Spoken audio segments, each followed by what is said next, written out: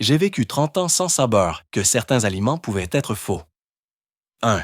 Verse du miel dans un bol et ajoute de l'eau froide. Fais tourner le bol dans une seule direction.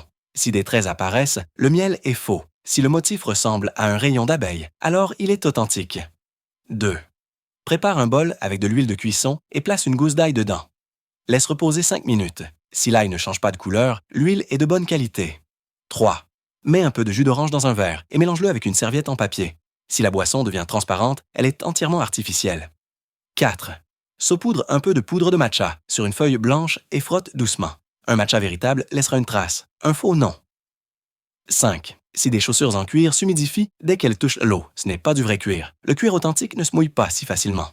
6. Pour vérifier si une chemise est de bonne qualité, approche une flamme. Les tissus de mauvaise qualité brûlent-en comme du plastique, tandis que les bons tissus se consument lentement. 7. Mets un peu de beurre dans de l'eau chaude et mélange avec des baguettes.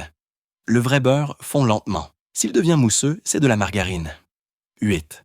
Évite les plateaux de fruits déjà coupés au supermarché. S'ils ne les coupent pas devant toi, ils sont souvent faits avec des fruits abîmés. Aujourd'hui, je te montre une astuce pour choisir des œufs. 9. Choisis les plus petits plutôt que les grands. Les œufs de jeunes poules sont plus petits, plus frais et ont une texture plus tendre. 10. Secoue l'œuf. Si tu sens qu'il bouge trop à l'intérieur, il n'est probablement pas frais. Dans 80% des cas, il sera mauvais. 11. En l'ouvrant, touche la surface de la coquille. Si elle est rugueuse, cela signifie qu'il est frais. Suis-moi pour découvrir encore plus de conseils utiles.